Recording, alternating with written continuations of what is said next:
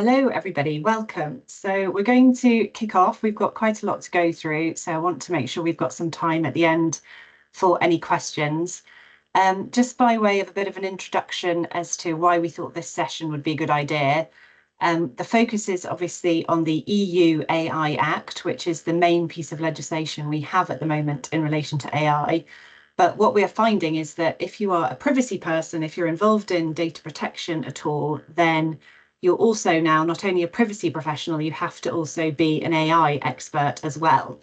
And that's obviously in part because anything to do with AI, there's usually a personal data element, whether that's because personal data is being used to train the AI, or you're making decisions about people using AI, or you're using generative AI and there's some sort of interaction with an individual with that AI system. So you just inevitably, if you're the data protection advisor, you need to make sure you understand the AI risks in relation to that use of personal data in that context.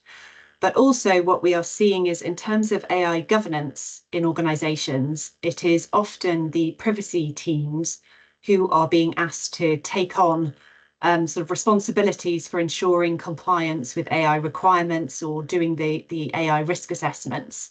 And I think that makes sense because a lot of the tools that you use for privacy governance are very transferable to the sort of AI assessments and AI governance.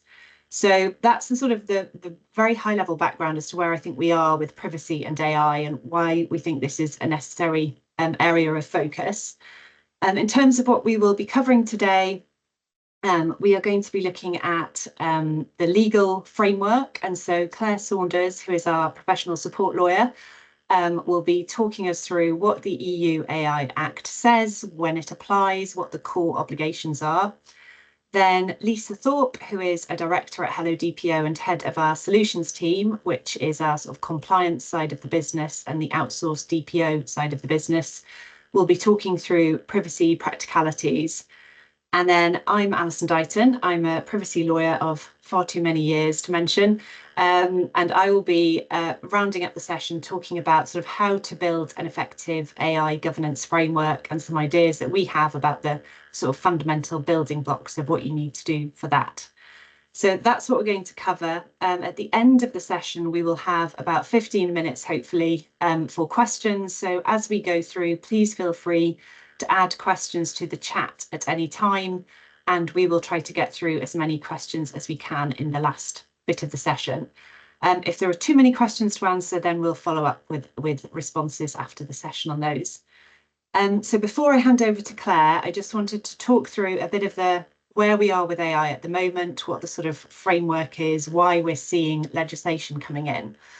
So obviously there are huge potential benefits for AI for people in their personal lives and for businesses in terms of efficiencies and innovation. So you have potential for operational efficiency through kind of being able to identify trends, manage logistics more effectively, innovation through doing more market analysis, customer surveys in a more effective way. You're able to do much more targeted and personalized marketing through use of AI tools, which can lead to better conversions, automation of repetitive tasks just to make your business more efficient and also to take those tasks away from people who don't necessarily want to be doing them. You can have enhanced customer experience through better, more accurate responses through chatbots, getting a quicker sort of self-service type ability. Improved decision makings because you've got better analysis for things like fraud detection, risk assessments, predictive analytics enabling you to do better forecasting. So you might be able to look across your data historically and see where you get peaks in service requests or how to manage your supply chain, that sort of thing. And the really big one is improved healthcare diagnostics. So using AI to enable you to detect and prevent diseases in a better way. So lots of really good stuff that AI can do. So it's no wonder that we're seeing lots of organizations trying to work out how they can deploy AI, how they can use it beneficially, and what good they can sort of see for their business from it. But there are also obviously risks involved with deploying AI. So we've got the risk of social manipulation. You will probably have seen the headlines around accusations that Russia sort of used AI to try to influence the Brexit vote in the UK. and various other elections around the world. Risk of bias and discrimination. If you have, biased data going into your training data, then you're going to end up getting biased results. Privacy concerns. If you're scraping a whole load of data from the internet to train a large language model, are you allowed to use that data? What kind of data could then be coming out of a generative AI model? Lack of transparency, not understanding how the AI is actually working. If it's continuously learning itself and developing itself, this black box issue where you don't actually understand anymore what it's doing or how it's doing it. There are intellectual property issues. So these are twofold. There's like who actually owns the output of generative AI, but also are you entitled to use other people's IP to train your AI model in the first place? There are security risks, so use of AI in hacking, enabling more sophisticated and more threatening cyber attacks. There is the environmental impact, so obviously using all of this data in order to enable large language models means that you have a vast amount of data needs to be stored, and that has a huge carbon footprint. And the existential threat that the team laughed at me when I put this in, but the risk that AI becomes way more sophisticated than we are and decides that humanity is actually the main threat to the world and decides that humanity needs to be destroyed and therefore the end of humans. Let's hope we don't ever get to that point. But you can understand with these various risks why regulators and legislators have started to decide they need to take action and put in place some guardrails to make sure that AI is being developed and deployed in a safe way. So on that note, I will hand over to Claire, who will talk us through one of the main pieces of legislation we've seen so far, which is the EU AI Act. Thanks, Alison. I think we laughed because you just ended it on that, and you're just like, and then I'm going to end with extinction of all humans. So we're like, great. So yeah, I'm going to talk through the EU AI Act. It's going to be an overview. It's obviously a dense piece of legislation and very detailed. I think going back to what Alison said, the sort of key drivers for the EU in developing the Act are to capitalise on the opportunities which are presented by AI, and also to look at the risks. The idea of sort of providing regulatory certainty, allowing people to develop AI in a way that they feel confident and comfortable with, whilst respecting the sort of health, safety and fundamental rights of individuals. It doesn't actually define artificial intelligence because they're trying to keep things neutral, because as we know, even within the course of the drafting of the EU AI Act, things changed and changes were required. So trying to keep it as sort of flexible as possible. I'm just going to march through a few key terms which will help going forward when we look at the next slides. So AI system is a machine-based system which operates with varying levels of autonomy, and it can be sort of adaptable after deployment. And the key point is that it infers from input that it receives how to generate the outputs that it produces. So that could be predictions, content, recommendations, or decisions. And it can influence physical and virtual environments. I understand it's similar to the OECD definition, which will be to give it sort of an international sort of remit, something that people understand, and using the same terminology is obviously going to help to have sort of across the board compliance. General purpose AI models and systems. So this is actually one of the things that developed during the course of the drafting of the Act. Initially, it was felt that AI systems are going to be for specific tasks, specific things that they were going to do. Whereas as we move forwards, ChatGPT et al. Entered the scene. So these are general purpose AI models are models which are trained on a large amount of data. They use self-supervision at scale, and they have significant generality. They can perform a wide range of different tasks. and they can be integrated sort of into systems. So the AI model is not a system itself, and the systems have sort of, for example, a user interfaces to create a system itself. Looking at some of the actors in the environment. First, we have the provider. So that's sort of natural person or entity that develops an AI system or a general purpose AI model, or that has it developed and places it on the market or puts the system into service under its own name and trademark, and that's whether it's for payment or free of charge. Deployers, then we have entities or people who are using an AI system, except where it's used in a personal, non-professional activity. Importers, natural or legal person who's located or established in the EU and that places on the market the AI system. Distributors, natural or legal persons in the supply chain who make the AI system available on the union market. And these categories of people, the main obligations focuses on the provider and the deployer, but importers and distributors do also have obligations, and operators use sort of a catch-all term to cover sort of people under the Act. So just looking at the territorial scope, this is the basic position. As I said, it's a detailed bit of legislation. But first we have providers who place on the market or put into service AI systems or general purpose models in the union. So it doesn't matter whether those providers are established or located within the union or in a third country, they are covered. So if you put it onto the market, you're putting it into service in the EU, you will be bought as a provider. Then we look at sort of deployers that are established and located in the union, fairly understandable. Then we look at providers and deployers of AI who have their place or establishment located in a third country, so we're outside of the EU, but the output produced by the AI is used in the union.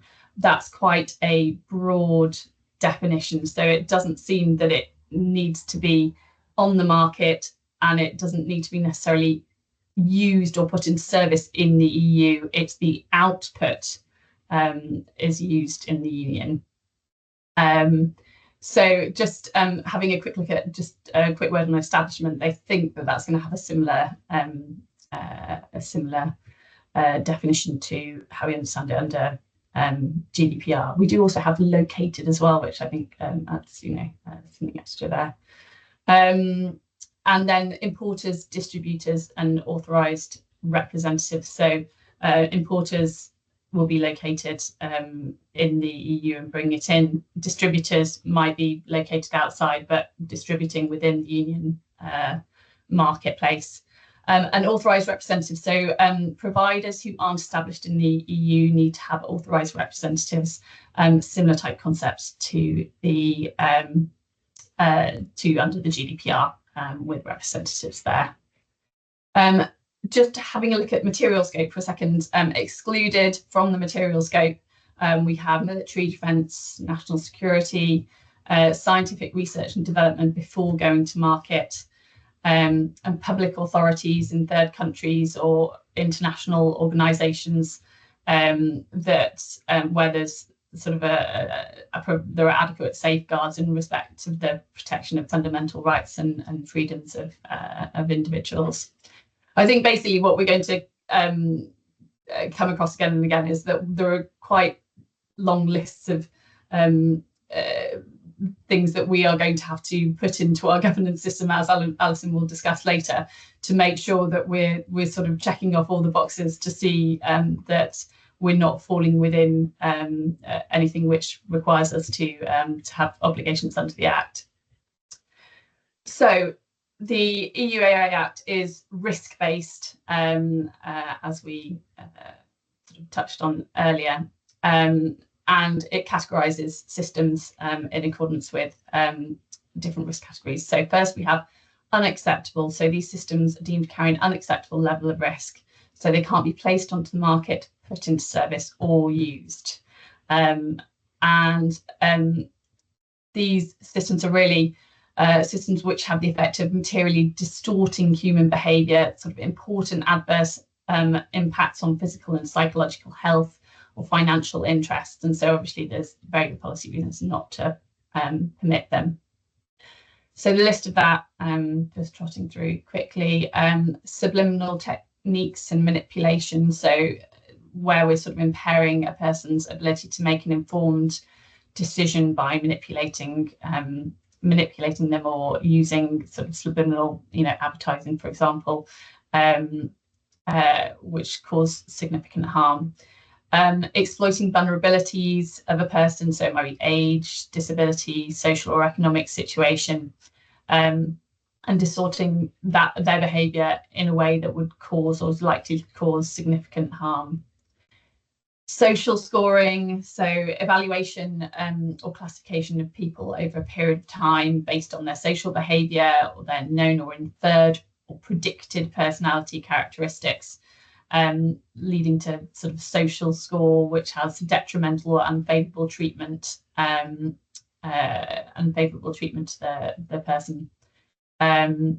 There are some nightmare scenarios within these prohibited classes of AI, and social scoring is certainly one that you can sort of imagine having different classes of people based on a predicted personality characteristic is something films are made of. So don't want to see it in reality. Biometric identification and categorization. So the real-time remote biometric identification systems used in public places for the purpose of law enforcement, sort of highly intrusive. There are certain exceptions, I would say, to all of these sort of categories, but again, you have to look at them on a case by case. And biometric categorization, which deduces or infers a person's race, political opinion, trade union membership, religious or philosophical belief, sex life, or sexual orientation. Obviously, the categories that we're familiar with from the GDPR. Profiling to assess and predict the risk of individuals committing criminal offences. We've got a little Minority Report style situation there, which again, obviously, is not something that we want to have in real life. And emotion recognition. So we've got creation and expansion of facial recognition databases through just untargeted scraping of the internet or CCTV footage, and inferring emotions of people in the workplace or in education institutions, except where it's intended for sort of medical or safety reasons. So, for example, if a pilot, the sleepiness of a pilot, for example, might be possible to work out, and that would be, fair enough. But they're generally not permitted. So then moving on to high risk, we have, so they have significant obligations under the Act, take up a big chunk of it. And there are two real categories there. So we've got a category where you've got components of products and systems or systems themselves, which are covered by union harmonisation legislation. So they're harmonising standards across Europe. And some things you might be familiar with, so like toys, lifts, radio equipment, medical devices.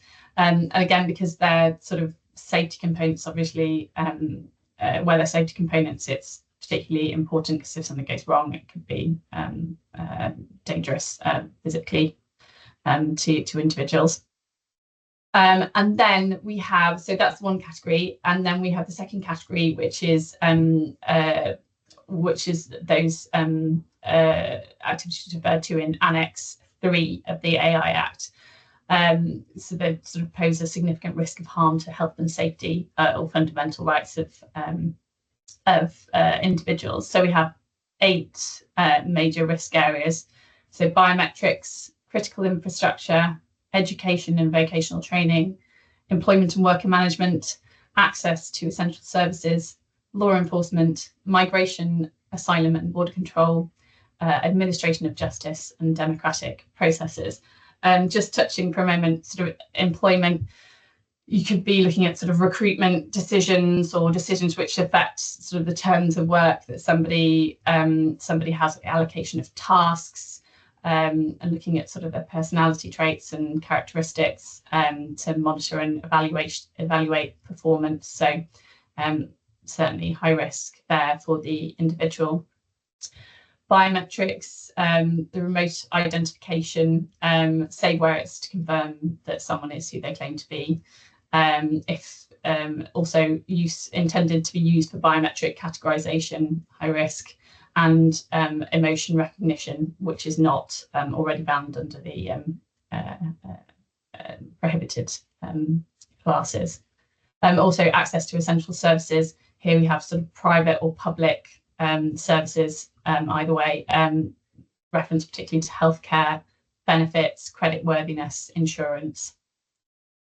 It's worthwhile saying that if they otherwise would be high risk, in Annex 3, there are 4 criteria that can be met that mean that it won't actually be a high risk system, which is if it's intended to perform a narrow procedural task, so it might sort of detect duplicates, for example, or detect decision-making patterns or deviations from prior decision-making patterns.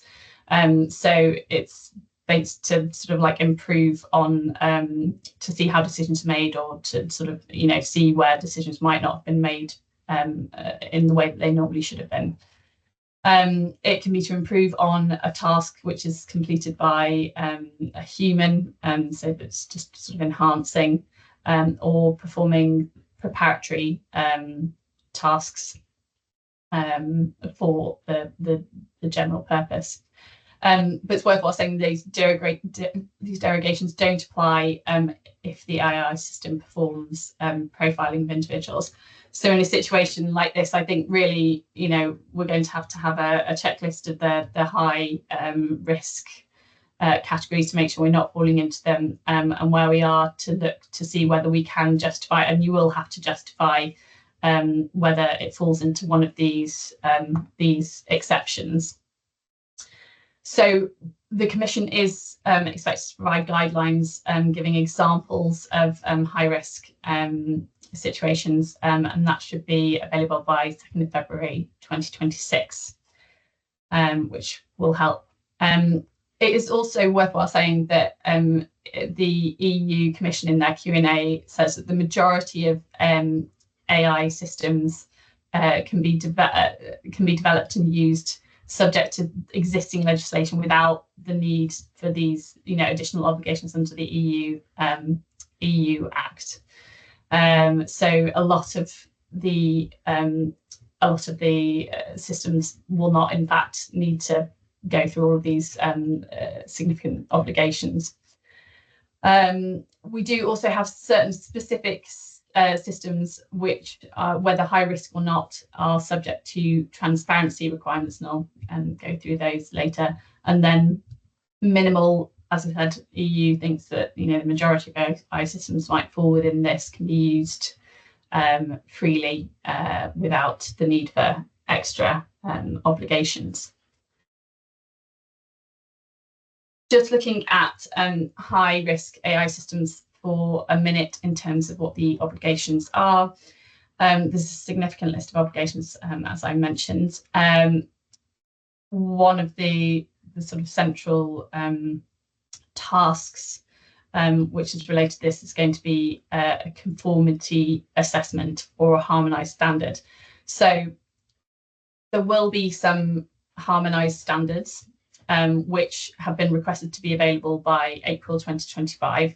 And when these are used, there will be an assumption of conformity. It's similar to the product safety rules. So when there are harmonised standards and those standards apply, then there'll be assumption of conformity. But when those don't, then it will be necessary to do a conformity assessment. Conformity assessments vary depending on which type of high risk system is being used, and some involve needing to notify a notified body and have them involved in the assessment, but others don't. So it's definitely something which will need careful consideration. In terms of the requirements of the AI systems themselves, these are requirements sort of throughout their lifespan. So we've got quality and risk management system to sort of detect and mitigate risks within the AI system itself.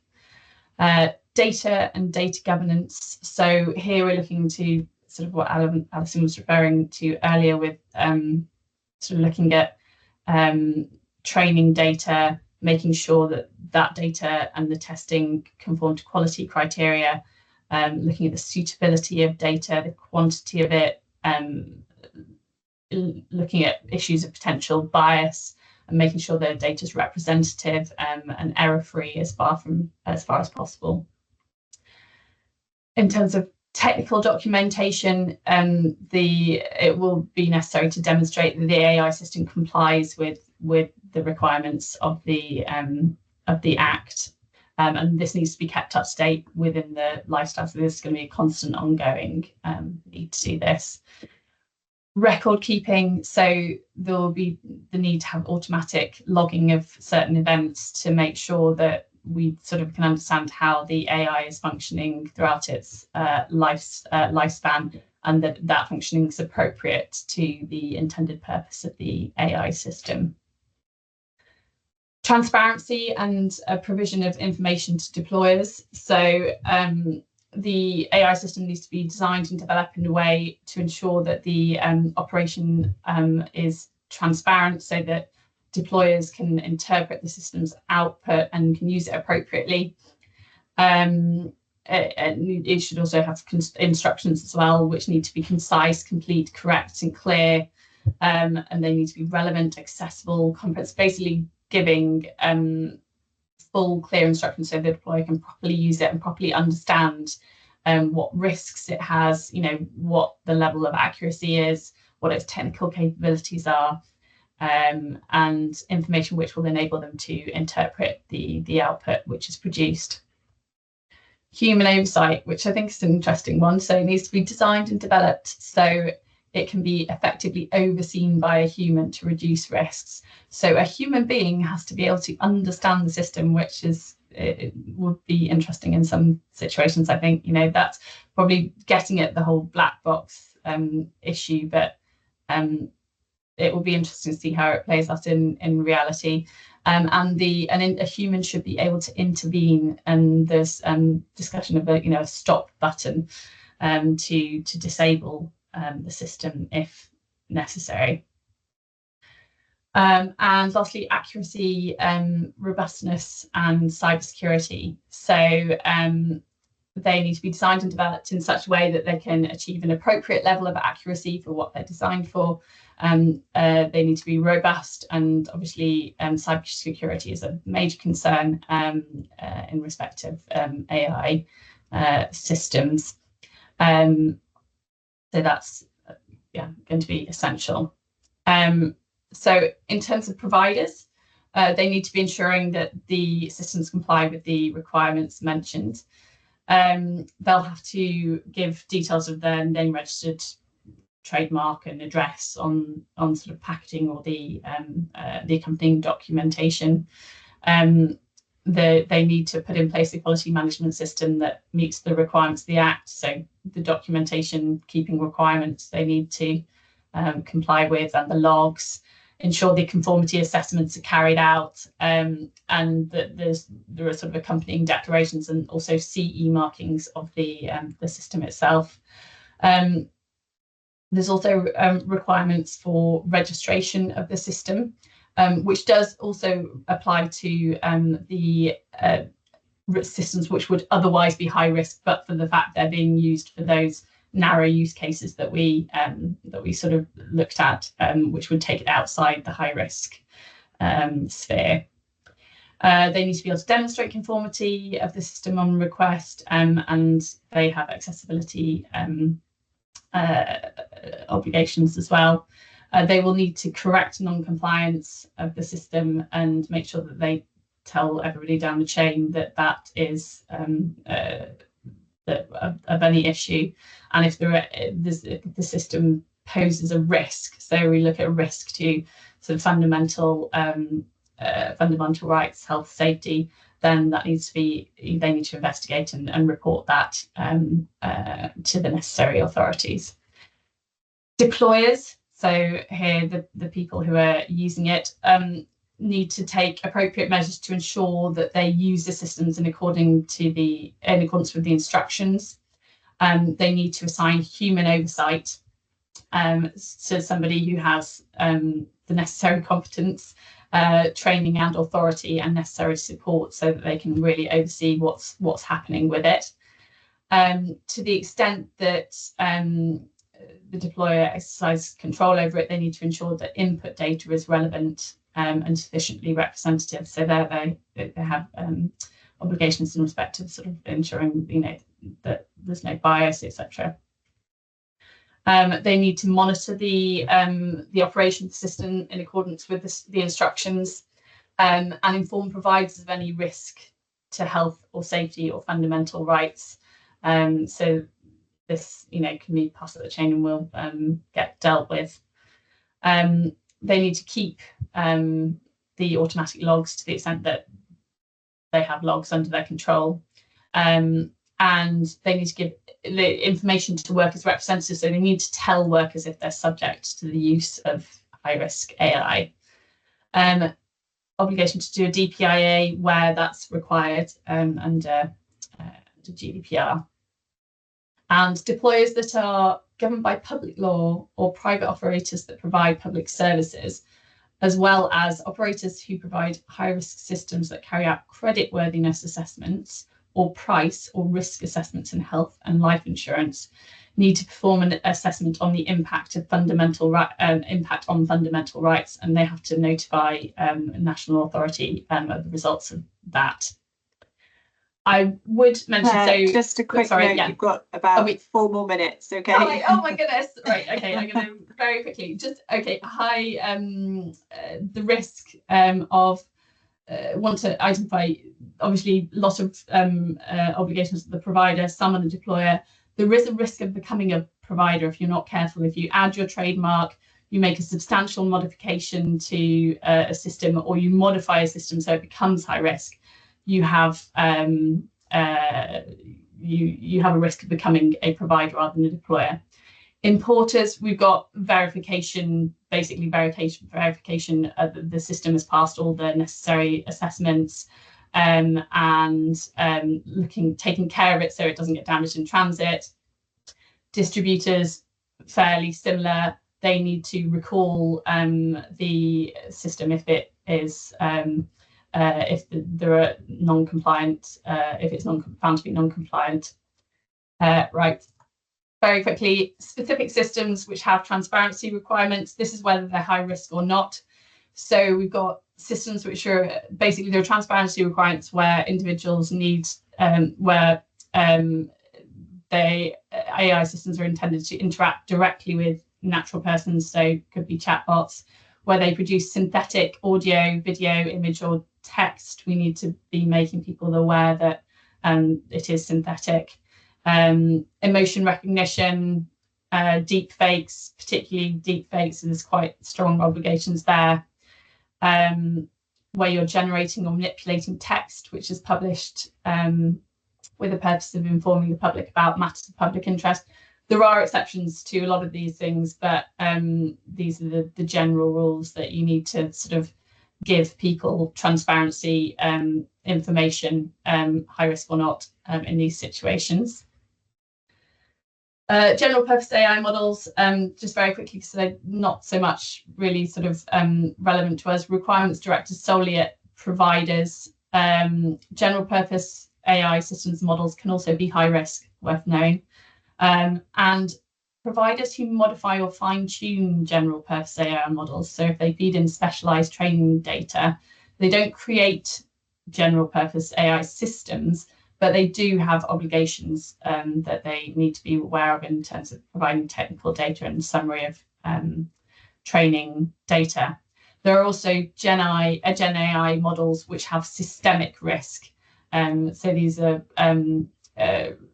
could be where they're sort of very capable or widely used, and obviously they're subject to stronger requirements. Penalties. So serious penalties, higher than the GDPR, so up to 35 million for non-compliance with prohibition practices, and other provisions up to 15 million. So basically sending the same message as GDPR: we're taking this seriously. You need to get yourself compliant with this legislation, or there are serious consequences. Timelines, just very briefly. So February 25, we have the AI literacy, the definitions and the prohibitions come in. 2nd of August 25, rules on governance and general purpose AI will come in. By 2nd of August 2026, that's the remaining provisions for the most part, except for a year later, we have the obligations in relation to high-risk systems that classify as high risk, because they are subject to the harmonised legislation in Annex 1. So that was the toys, the medical devices, various other bits and pieces. And then lastly, if I may, Alison, the AI literacy requirement. So this is the one with the 25th of the February, 2nd of February 2025 deadline. So providers and deployers need to make sure that they that their staff have a sufficient level of AI literacy, so that they can sort of operate and use the AI systems in a way that takes account of the obligations underneath the regulation, and that they can sort of make an informed deployment of those systems. So you really need to understand the concept of AI, understand what the opportunities are, what the risks are. Your staff need to understand how it's used in your business and what their responsibilities are under the Act, and what is done generally in terms of AI governance in your organisation. So on that note, I'll pass on to Lisa to look at the privacy practicalities. Okay, so as we've kind of looked through the discussions with Claire and Alison, even though the UK or the EU GDPR in particular doesn't reference the anything to do with AI, there has been a lot of links between them. And if you are processing personal data, whether that is for the training of an AI or deployment, then you are going to be caught in scope of the kind of AI regulations. And I suppose looking at the kind of fines, if you're not getting one of them right, there's going to be a chance of a kind of double whammy with fines. So it's really important that even though there are a lot of similarities, we still kind of bring in the GDPR to the kind of forefront of our mind when we're processing AI. In particular, it has a significant focus on large-scale automated processing of personal data, which is where we bring in AI and that kind of profiling, automated decision making, when we're kind of predicting or making recommendations about individuals. So you can see how it all is very closely linking. Some people tend to think that actually when you input personal data, that's not actually the kind of, when you're doing your sort of input training data, that itself isn't personal data, and then you may be out of scope. But actually the application of AI, its ability to recognise patterns in the data or link data sets, actually could probably bring you back into processing personal data under the scope of the UK EU GDPR. So it is really key that we kind of still keep and think. And I'm just going to kind of remind you about the principles and how we can kind of make sure that we're kind of in line. The biggest thing, and we've talked lots about it today, is about transparency, kind of explaining to people exactly what you're doing. Now, I always say to people that things never seem quite so freaky if you can explain it to them. And we know that AI is a really complex situation. So it's trying to make sure that you've got that kind of explainability and people really understand that there is kind of AI processing going on. Now, whether you are developing your own bespoke training or you're taking something off the shelf, then you as the controller have still got that kind of ultimate responsibility to make sure that you are explaining that to your data subjects and people using your data. So it's always great to kind of, when you're doing these new ones, is look and make sure your kind of privacy notice, or if you've got chatbots that are coming on or something that's using AI, you're letting people know as they're kind of inputting into there. With anything, we always want our data processing to be fair, and I think particularly around AI, when we're kind of looking at some of, particularly when we looked at some of the how it sort of worked at the beginning and some of the negatives, we want to make sure that we're using our AI and it's really fair on our data subjects as well. They can lead to a lot of biased and discriminatory actions, so we need to make sure that, particularly when we're making predictions about people, that we've kind of got that individual and that fairness ability in the forefront of our minds. As with all, everything, we need to make sure our data processing is lawful with the GDPR.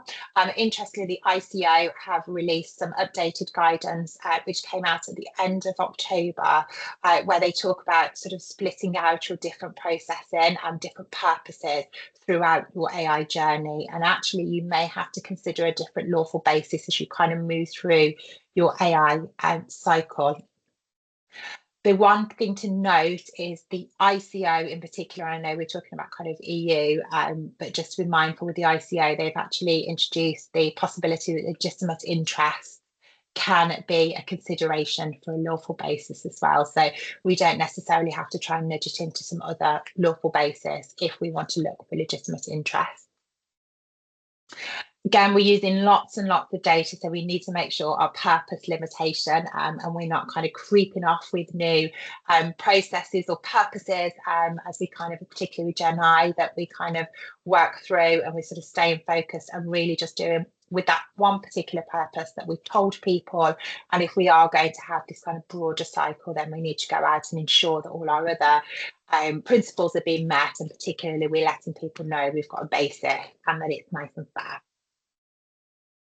If we just go on to integrity and confidentiality, we have got to make sure that any AI systems, whether we're developing them ourselves or we're buying them off the shelves, that we aren't kind of having these security issues that kind of will let other people come into them, that we're trying to make sure that they are kind of completely safe and secure, and we're not going to end up with any data hacking or accidental loss or destruction of data. So really, really key that we're kind of designing and defaulting and kind of looking and making sure that security, when we're implementing those, is at the forefront of our mind.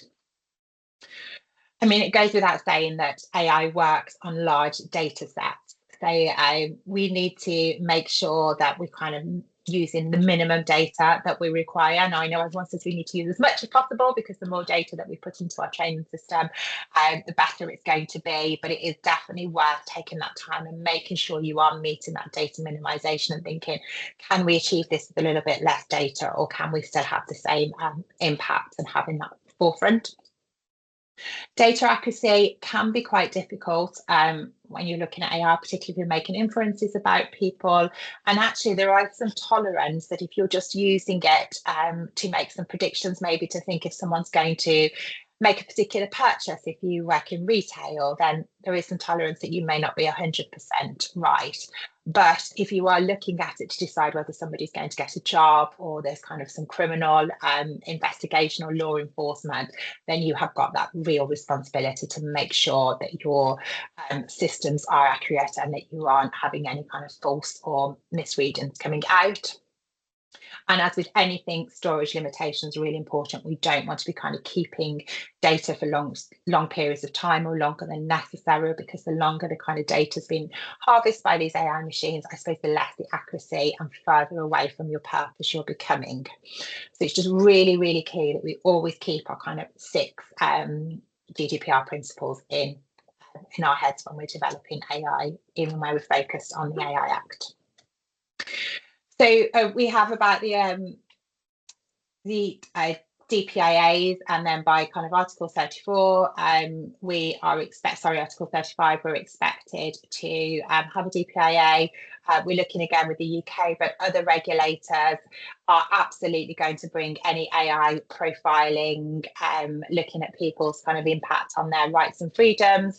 You are going to trigger the need for a DPIA. So it is very, very key that when you're kind of looking at these deployments and these developments of AIs, that a DPIA is done, because this will help you consider everything that we've talked about with the kind of practicalities and the implications that Claire's talked about, and making sure that you're meeting and preventing any further risks. There may be some really limited cases that you don't need to do a DPIA, but I don't think these are going to be there will be quite few and far between. So it will be very key that you document your exact reason to why you don't believe that there is a DPIA. And that will be the event if kind of later down the line there's an investigation or there's been a data breach. You can probably guarantee the regulator is going to want to see that DPIA as part of their investigation. And if you don't have one, you're going to need to be there to explain to them why you didn't believe you need to have one. Okay, we're just going to our last bit. And then this is just some real tips of kind of practicalities, and to make sure that you're kind of considering to keep the GDPR at the forefront of your mind when you are looking at AI. So always make sure you can support data subject rights. So that's whether they can have the transparency, you're telling them what you're doing, or if they make any data subject requests, can you delete the data from your systems? Can you provide any information to them if they make an access request or any results? Or also things, if you're using automated decision making through your AI, can you bring in that human involvement and put the safeguards in place? We want to make sure that the data you're putting in is accurate, because obviously you put in accurate data, there's a hope that it's going to come out accurate. So you want to be really mindful as data's going in and making sure that that stays correct. Remember, there could be some special category data that's going in, and as we know, that always requires that extra level of protection as well. So you are really going to have to think about it if you're putting in special category data, as Claire mentioned earlier, and Alison, if you're looking at anything with kind of health data, the children's toys and apps as well. There's lots of additional considerations you're going to need to think about. Be upfront to individuals and let them know your purposes and what you're doing. Don't try and kind of sneak it in. As people are getting a bit more savvy and awareness of AI as well, they're going to want to see that kind of clear explanation. Only include features in a training data set that are relevant. It's very tempting and kind of easy to just put in as much as you can into an AI system to try and see if you can get the best results. But it really is going to be kind of your benefit and kind of legally to make sure that you're kind of minimizing and saying, no, these are only the data sets that we need. Once you've set your AI up, you should be doing regular assessments to make sure that we haven't got any kind of concept drifts or anything in inaccuracies coming out as well. So you want to put in a program to make sure that you're constantly checking. And again, if you have a third-party system that you're using, you want to have kind of ongoing checks and relationships with them to make sure that there is no issues with the AI.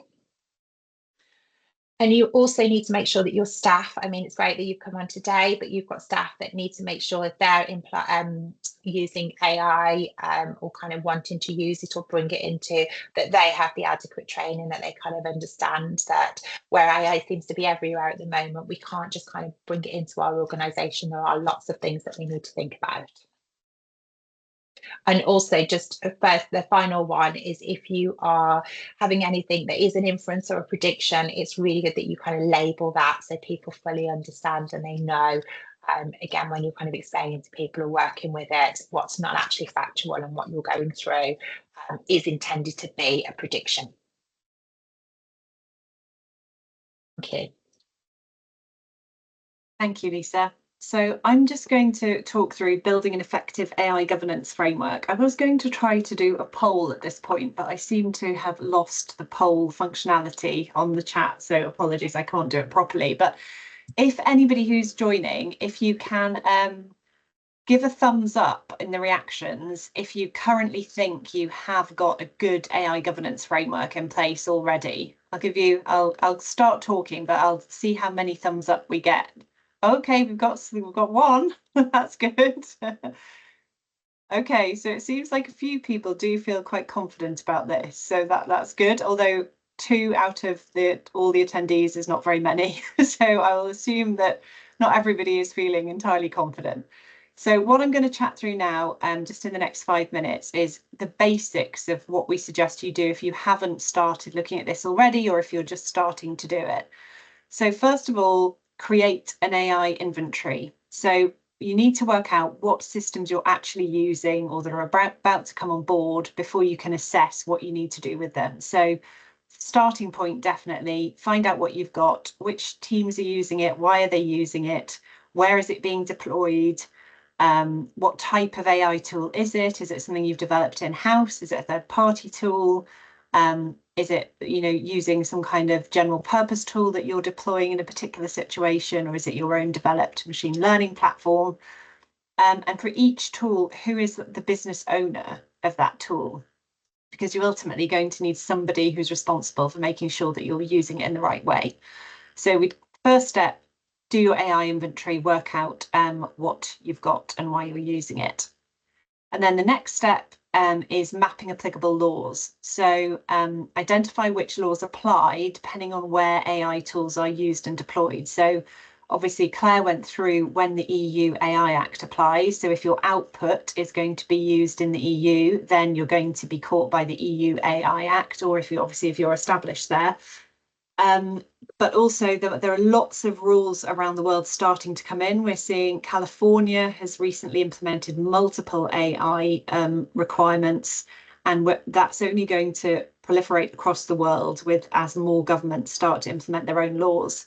In terms of the UK, we don't currently have anything specific to AI, but in the recent King's Speech, the Labour government indicated that they are going to bring in some legislation, which seems like it will be targeted at the big providers of sort of general purpose tools, but we've got to wait to see exactly what that looks like. But we're going to see more and more laws coming in.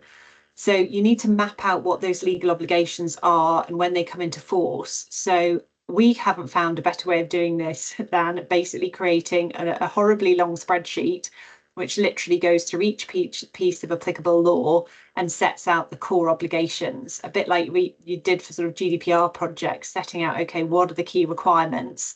And then for each of those requirements, how are we going to ensure compliance? So do that sort of legal mapping. And then the next step is obviously to work out, well, what are our processes? What are those controls, and how do we need to implement them? So thinking about your existing processes, can any of those be adapted? If you've got a great sort of DPIA process that everyone's very engaged with, and you can latch onto that and include AI assessments within that, that's probably a good starting point. But you might also need to think, are there projects that won't get caught by the DPIA process that we need to instigate a new gateway for AI assessments? Are there specific requirements? If you've got an engineering team that's developing AI internally, they're going to need their own processes to ensure that they comply with the requirements, particularly if you're in any of the high risk categories. The points at which you get legal and privacy input, make sure that you get in there early as the advisors to make sure people know what the requirements are. And key to this will be your screening procedures. So working out, is this unacceptable AI that we just cannot use? So we need to check we're not implementing anything or deploying anything that falls into that category. Is it high risk? In which case we need to think about which type of operator are we within the EU AI Act, and therefore which obligations apply. So an early on screening process to make sure you identify which legal obligations are going to apply, and then which controls you need to put in place to follow that. So that's quite an in-depth exercise to work out what all those processes are. And then once you've worked all that out, that's okay. Documentation. So once you've done all of this, you need to document it, obviously. So have your organogram with your roles and responsibilities. Think about whether you need an AI oversight committee. So if you're not really using much AI at the moment, and you might just have some third-party tools that have minor elements of AI systems in them, you may not need a full AI oversight committee, but you still want somebody who's responsible for that AI oversight. If you are doing more deployment of AI, or you think you will be, you probably do need some sort of AI governance committee. So work out what their responsibilities are, what needs to get escalated to them, what decisions they're making and how they're making those decisions. Make sure those roles and responsibilities are documented properly. Ensure you have an AI policy which sets out exactly what everyone has to do, the procedures that need to be followed, and how you are going to be using and deploying AI. Think about your AI assessment documents to enable you to risk assess AI systems and mitigate risks appropriately. And those assessment documents will be really key to ensuring compliance with your legal obligations. You also need AI monitoring procedures in place, so you should be documenting those. So checking how the AI is working, making sure that it's working as intended and that there's compliance with legal requirements. And also your reporting procedure. So who are you going to report into, and how are your reports going to be escalated about how AI deployment is going? And so that's documentation. And then guidance and training. So obviously there is the obligation under the AI Act to have your AI literacy training in place by February next year. But in addition, you're going to make sure that all of your policies and processes are properly socialized within the business and people know what they need to be doing. So similar to any other compliance program, you need to build out your awareness training and make sure you're doing in-depth workshops for specific teams. And then finally, just the ongoing monitoring and improvement and ensuring that you're checking that things are working and that this is a live process. So you're going to be continuously updating it, making sure it's working properly and tweaking it as necessary. So I am aware that we have gone through an awful lot in a very short period of time. This session was aimed to give you an introduction to the EU AI Act and to get you hopefully thinking about the processes you might need to have in place to comply, but also if you've already started that, hopefully giving you some reassurance that you're on the right track. But we've got a few minutes left. If anyone has any questions, please put them into the chat and we can either, if we've got time, we'll answer them now. Otherwise, we can follow up afterwards. Or if you don't feel comfortable putting things into the chat, please feel free to contact us directly afterwards.